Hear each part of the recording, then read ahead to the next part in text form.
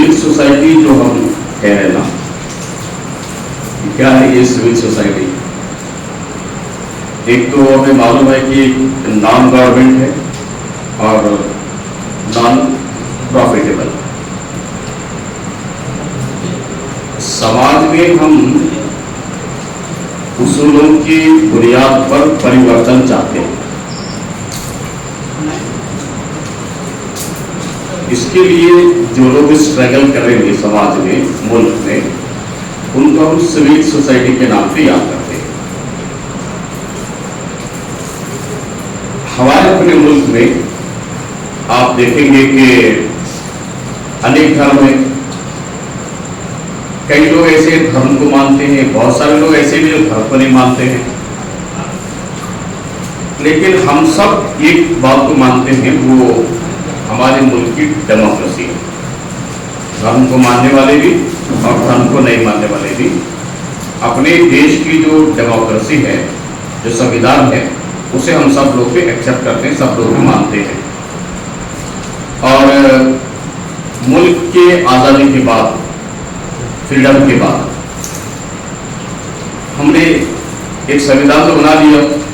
Doctor Ambedkar ji की सदारत में जो टीम बनी थी, उन्होंने काफ़ी कोशिश किया, एक संविधान बनाया, संविधान दिया उन्होंने देश को चलाने के लिए। हम क्या चाहते हैं कि हमारा देश उसी संविधान के बेस पर चले। ये भी चाहते हैं हम दूसरा कोई किसी से नफरत और दुश्मनी हमारी नहीं है। हम चाहते हैं कि हमारा देश का जो असल बुनियाद है उस पर चले। लेकिन हमारे मुल्क में अनेक पॉलिटिकल पार्टीज तो हैं, उसमें कांग्रेस भी है, बीजेपी भी है और पार्टीज भी हैं, अनेक स्टेट लेवल पर भी हैं, नेशनल लेवल पर भी हैं। अब ये जितने पार्टी भी हैं, ये मालिक नहीं है किसी के। ऐसा कभी कभी मालूम होता है कि ये पार्टियां मुल्क के मालिक हैं, कभी ऐसा मालूम होता है। हालांकि मुल्क के मालिक नहीं है।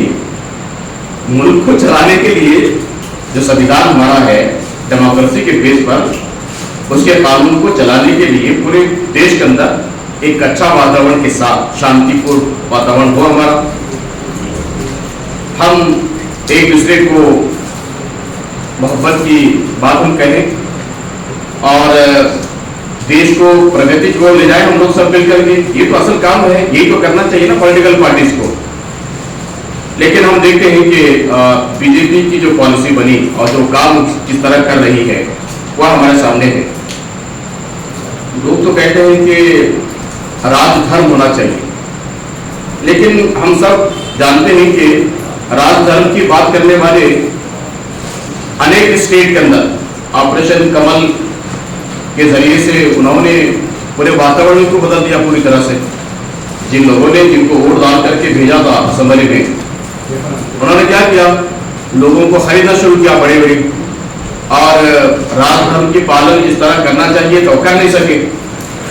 और हुआ क्या, हालात उन्होंने पूरी तरह से बिगाड़ दिया। और कर्नाटक में भी हमने ऐसा ही देखा।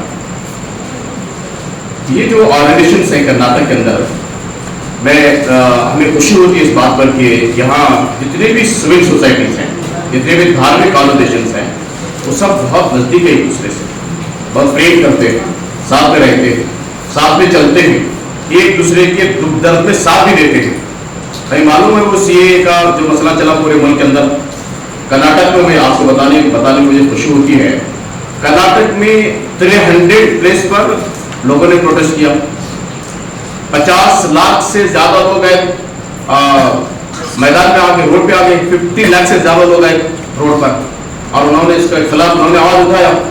और ये आवाज जो उठा रहे थे वो सिर्फ मुस्लिम नहीं थे या माइनॉरिटीज नहीं थे, उसमें तो अनेक धर्म के लोग थे, सिविल सोसाइटीज थे, उसके अंदर बहुत सारे लोग मौजूद थे।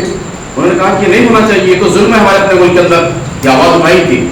तो कर्नाटक के अंदर एक वातावरण है कि लोग बहुत करीब है एक दूसरे से।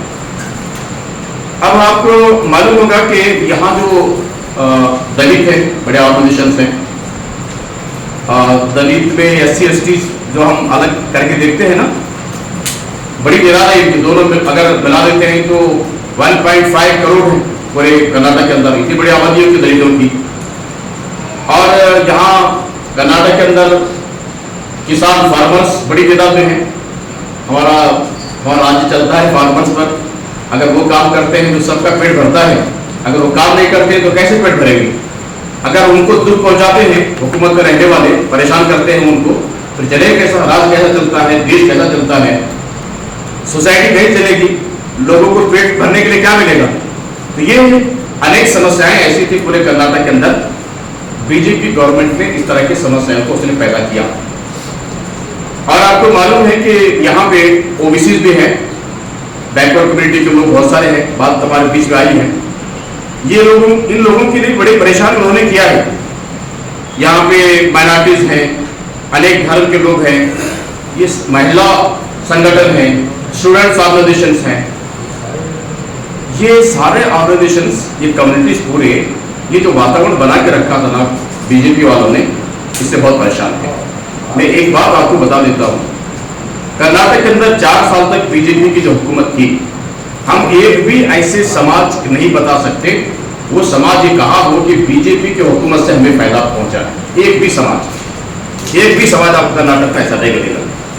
तो हमने ये सोचा कि ये जो वातावरण चल रहा है इसे बदलना चाहिए।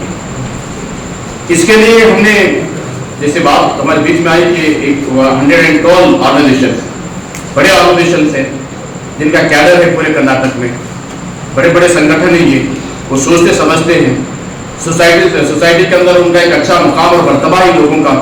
तो ऐसे पूरे लोग मिलकर के उन्होंने ये कहा कि अब बदलना चाहिए, बीजेपी को बदलना ही है। इसके लिए काफी काम हमने किया, बहुत सारी बातें हमारे दोस्तों ने आपके सामने पेश किया है। एक तो ये कि 224 ये जो कॉन्स्टिट्यूंसी है, एमएलए पूरे वाक़े हैं, उसमें हमने सिर्फ काम किया है 103 में, ज्यादा फोकस हमने किया। बाकी सब पे बात तो होती रही हमारी, लेकिन यहाँ जो फोकस हमने किया है, बात हमारे बीच में आई इस तरह से कि 73 सीट को ब्रेक करने में हमने बहुत बड़ी सहायता की, बहुत बड़ी मदद हमने की। बूथ लेवल का हमने काम किया है। और मैं आपको बताऊं, हमारे जो सिविल सोसाइटी है ना, बूथ लेवल पे काम करने की आदि नहीं है। ये मैं समझता हूं कि पूरे मुल्क में, पूरे अपने देश के अंदर ये पहला तजुर्बा है सिविल सोसाइटीज का जिन्होंने बूथ लेवल पे काम किया। कर्नाटक के अंदर एक असेंबली हल्के में, एक कॉन्स्टिट्यूंसी में हमने 50 बूथ को सेलेक्ट कर लिया। कैसे बूथ थे ये, यहाँ माइनॉरिटीज हैं, यहाँ दलित हैं, यहाँ ओबीसी के लोग रहते हैं, बड़ा वोट इनका यहाँ है, लेकिन वोट करते नहीं है। ऐसे बूथ को एक कॉन्स्टिट्यूंसी के अंदर ऐसे बूथ को हमने सेलेक्ट किया था। ये पहला तजुर्बा मैं समझता हूं कि पूरे मुल्क के अंदर पहला तजुर्बा जो सिविल सोसाइटी ने बाकायदा बूथ को सेलेक्ट करके काम किया है।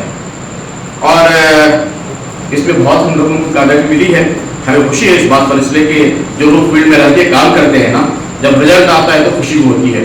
कॉपी करने वालों को खुशी नहीं होती है ना, जो मेहनत करता है उसे बहुत ज्यादा खुशी होती है।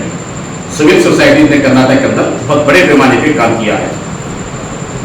एक और बात है कि हमने चैलेंजेस को एक्सेप्ट किया। मैं आपसे बताता हूं इसलिए कि हम सब एक ही हैं, इसलिए हमारे अपनी बात हम कर रहे हैं। सिविल सोसाइटी चैलेंजेस को एक्सेप्ट नहीं करते, भाषण करते हैं, धरना देते हैं, भूखे रहते हैं, भूखे रहने के लिए हम कह सकते हैं, लेकिन चैलेंजेस को एक्सेप्ट नहीं करते, है ना। वातावरण ऐसा हमारा पूरा, हमने कर्नाटक के अंदर चैलेंजेस को एक्सेप्ट किया। हमने कहा कि अगर परिवर्तन चाहते हैं, बदलाव चाहते हैं हम अगर, तो इसके लिए जितने भी चैलेंजेस हैं उसका पॉइंट करना होगा, निशानदेही करनी होगी, फिर उन चैलेंजेस को एक्सेप्ट करना होगा, उसे किस तरह से दूरीकरण किया जा सकता है, दूर किया जा सकता है, उसके लिए काम करना होगा। मैं 2-3 चैलेंजेस का आपको 3 बताता हूं आपके सामने, जिसे हमने एक्सेप्ट किया। पहली बात तो ये थी कि वोटर लिस्ट में से आपको मालूम होगा कि नवंबर की 9 तारीख को 2022 को इलेक्शन कमीशन की तरफ से ये बात होगी कि 27 लाख वोट्स क्या हो गए, खत्म कर दिए, निकाल दिए गए, है ना। ये बड़ा हमारे लिए बड़ा चैलेंज था हमारे लिए। हम कैसे करते, 27 लाख अगर वोट किसी का लिस्ट में से नाम गया है तो किसका हो सकता है, हमें मालूम था मुस्लिम का होगा, दलित का होगा, या किसी इस तरह के लोगों का होगा, यही लोगों के नाम निकालेंगे ना। 27 लाख कोई बड़ी तादाद है इस तरह से। और आपको मालूम होगा कि ये जो फर्क हुआ ना, वोटिंग का जो डिफरेंस आया हुआ है, 27 लाख एक्स्ट्रा वोट जो कांग्रेस ने दिया है लास्ट टाइम इलेक्शन से, 218 के अंदर जितना वोट उसने लिया था, इस इलेक्शन के अंदर 27 लाख उसने एक्स्ट्रा वोट लिया। करेक्ट फिगर है वो, आप देखिए इस तरह से, है ना। तो इसके लिए हमने कहा कि चैलेंज है हमारे लिए, इसे एक्सेप्ट करना होगा। हमने क्या किया, उस चैलेंज को एक्सेप्ट करते हुए आप जरा सोचिए कि इसके लिए काफी बड़े पैमाने पर काम किया, एनरोलमेंट का काम किया। 44 कॉन्स्टिट्यूंसी ऐसे जहां बीजेपी लास्ट टाइम विन हो गई थी, वहां फुल टाइमर वर्कर्स को हमने रखा। किसके लिए? वोटर लिस्ट में नामों को दर्ज करवाने के लिए, एनरोलमेंट के लिए हमने रखा लोगों को। कितना एनरोलमेंट हुआ? 1,60,000 वोटर्स को हमने एनरोलमेंट करवा दिया फुल टाइम वर्कर्स। बड़ा काम है ये। इसका मतलब ये हुआ कि हमने बीजेपी को डिफीट कर दिया। यहाँ 1,60,000 वोट जो हमने एनरोलमेंट करवाया है, ये पूरे वोट हमारे थे। बीजेपी के खिलाफ जाएंगे जरूरी है, एक काम तो ये किया था। और इसी तरह से पूरे राज्य में हमने एक कैंपेन के टाइप लोगों को हमने आवाज दी कि जहां जहां जो आदमी भी एनरोलमेंट कर सकता है करवा दे।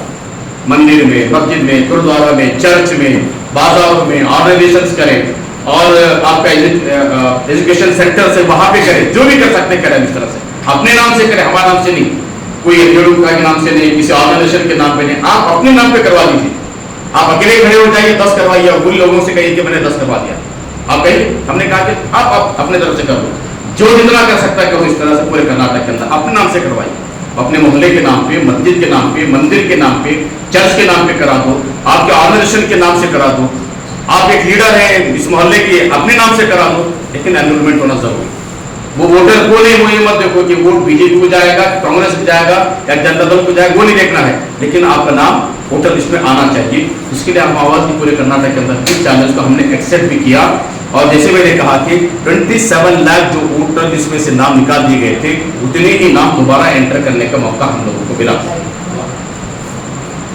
दूसरा जो चैलेंज था हमारे सबसे बड़ा ये था कि वोटिंग परसेंटेज का बढ़ाना। और नहीं, आपके लिए हमारे को दुआ याद करने के लिए हम बोल रहे हैं, सारी बातें हमारे को याद हो रही है, आपको सुनाते वो सब। दूसरा हमारा चैलेंज था वो वोटिंग परसेंटेज का बढ़ाना। अब आपको मालूम हो गया कि लास्ट टाइम बीजेपी जहां बहुत ही स्मॉल मार्जिन के साथ विन हो गई थी, वहां 40 से 45% वोटर्स ने वोट नहीं किया था। हमने एनालिसिस किया पूरा इसका 2013 और 2008 और 13 और 18 का 3 इलेक्शन का जो एनालिसिस करने के बाद हमें मालूम ये हो रहा था कि जहां बीजेपी बहुत कम मार्जिन से जीत रही है, वहां वोट नहीं करने वाला कौन सी कम्युनिटी का आदमी है, कितना वोट नहीं होता वहां पे, वो स्टडी करवाया था हमने। और मालूम ये हुआ कि 4 टाइप के लोग हैं जो वोट नहीं करते हैं। आपके पास भी ऐसा ही होगा, हर जगह ऐसा होता है।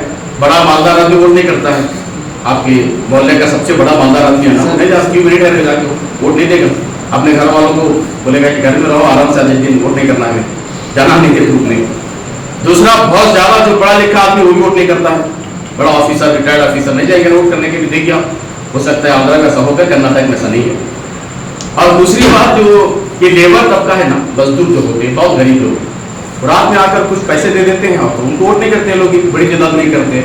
और सबसे अहम बात यह है कि महिलाएं जो है ना, ये बहुत बड़ी तादाद में वोट नहीं करती, उसमें मुस्लिम महिलाएं। हमने साफ कह दिया लोगों को, पूरी पब्लिक बात कही नहीं, हमने स्टडी किया था ना, पूरा स्टडी करके लोगों ने बताया था कि इस तरह के लोग वोट नहीं करते हैं।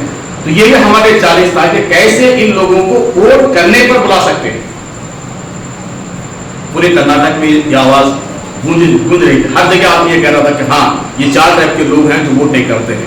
अब बात हर एक को पहुंची है ना, मालदार आदमी को पहुंची है, जो बहुत वेल एजुकेटेड है, बहुत अच्छी तालीम हासिल किया, उस तक पहुंची है, मजदूर तक पहुंची, हमारे महिलाओं तक ये बात पहुंची। बोले कि हमारे बारे में कहा जा रहा है कि हम वोट नहीं करते, वोट किया लोगों ने बड़े पैमाने पर किया है। और ये हमारे चैलेंज था, उसे हमने एक्सेप्ट भी किया, काम भी किया है। अब एक मैं आपके सामने बताऊं कि एक और चैलेंज हम कह सकते हैं, जो हमने वो किया कि वोट जो शेयरिंग है ना, वोट तकसीम ज्यादा होता है, डिवाइड होता है ना वोट, हमने वोट को डिवाइड होने नहीं दिया। छोटी जो पार्टी है ना, छोटे छोटे पार्टी लोग गली मोहल्ले में आते हैं, कभी कभी कुछ घर को ला के देते हैं ना, चावल देते हैं, पानी देते हैं, कुछ तो देते हैं लोग आकर के। कभी बीमार है तो हॉस्पिटल को ले जाते हैं, आके बोलते हैं कि वोट दीजिए हमें। ऐसे लोग बहुत सारे हैं ना करते काम ऐसे, और ऐसे लोगों को वोट भी देते हैं हम लोग। तो हमने पूरे कर्नाटक के अंदर ये आवाज़ हमने उठाई कि आपका वोट ज़ाया नहीं होना चाहिए, बेकार नहीं होना चाहिए। आप 3000, 4000, 5000 वोट लेकर के कोई आदमी असेंबली का इलेक्शन के ठहरा हुआ है, वोट 4000, 5000 अगर लेता है तो फायदा क्या होगा। अब ये इतना बड़ा मुश्किल है कि अगर आप लोग ऐसा करते हैं तो बीजेपी का मसला है, हमें दूसरी पार्टी से कोई मोहब्बत नहीं है। हमने ये बात पार्टी वालों से कहा, पब्लिक में भी कहा, हम लोग मीडिया वालों से हमने कही, हमें किसी पार्टी से कोई मोहब्बत नहीं है। हमें मोहब्बत है अपने देश से, प्रेम है, अपने संविधान से प्रेम हमें है, हमें डेमोक्रेसी से हमें प्रेम है, उसके लिए हम काम कर रहे हैं। हमें कोई किसी पार्टी से कोई प्रेम नहीं है। ये बात हमने सबको साथ साथ बता दी थी। और आपको मालूम होगा कि जितनी छोटी छोटी पार्टियां हैं ना, उन सब के साथ हमने मुलाकातें की। हमने मिला, उनसे कहा कि आप ऐसा क्यों करते हैं। मैं पार्टियों के नाम नहीं लूँगा इस मौके पे। तो कई अनेक ऐसे पार्टियां हैं जिनसे मुलाकात करके हमने उनसे कहा, जो बोल रहे थे हम 50 ठहराएंगे, 10 ठहराते हैं, 5 ठहराएंगे, 20 ठहराएंगे, ये सब थे ना इस तरह की पूरे पार्टियां, इन सबसे हमने बातचीत की।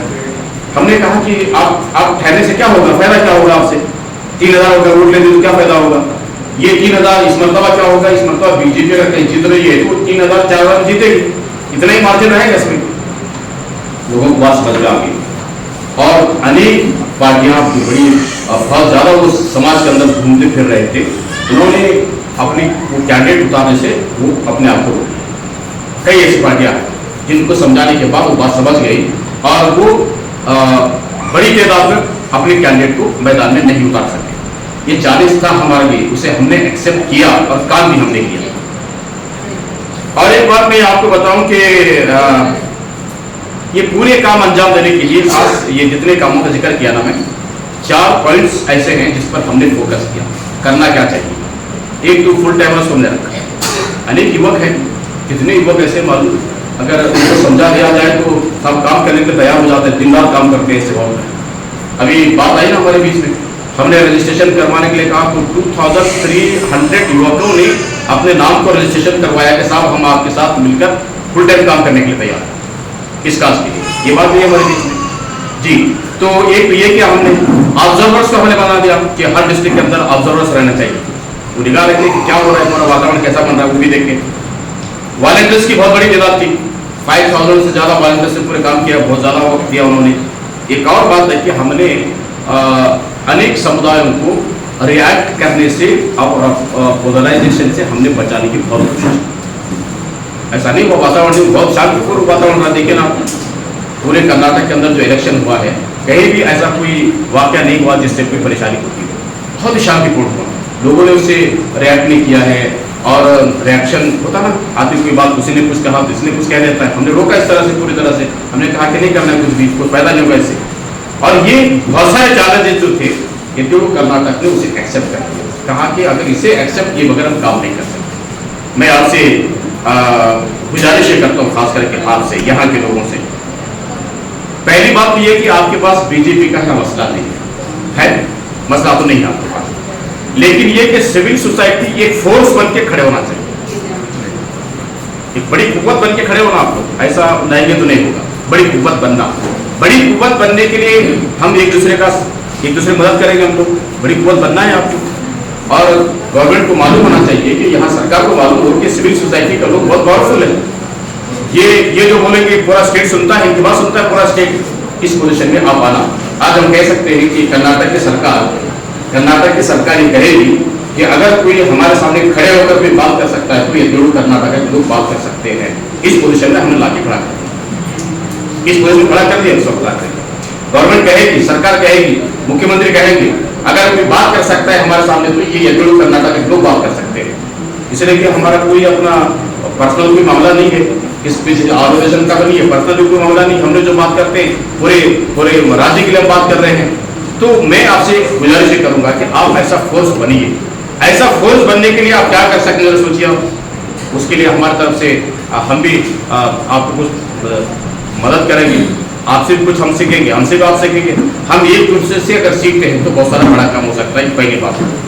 दूसरी बात मैं आपसे ये कहूँगा कि आपसे मैं कहना चाहता हूँ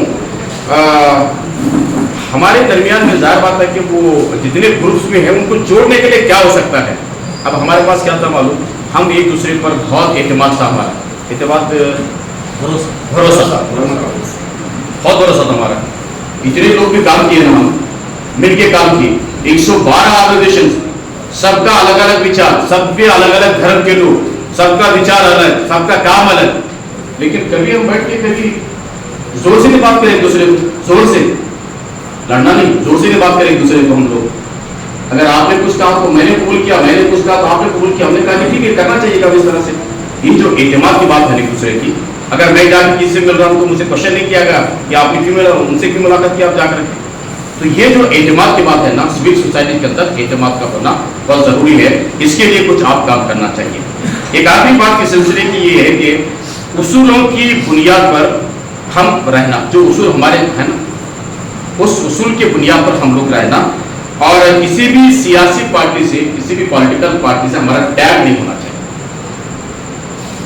किसी भी पार्टी से, इसलिए कि लोगों में हमारा कोई असर नहीं पड़ेगा। आज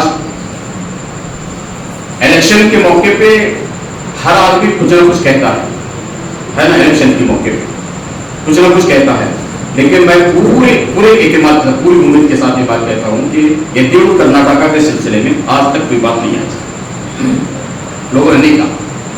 लोगों ने न्यूज़पेपर पे लिखा, सोशल मीडिया में लिखा, येदियुरप्पा कर्नाटका का इंट्रोड्यूस उन्होंने करवाया, तारुफ उन्होंने कराया, काम का अंदाज उन्होंने बताया। तो ये जो हमारा टैग अगर किसी से मिल जाता है तो फिर लोगों का भरोसा खत्म हो जाता है। बस इतनी बातें हैं, डिस्कशन में अगर कोई बात आती है तो हम रखेंगे। बहुत बहुत शुक्रिया।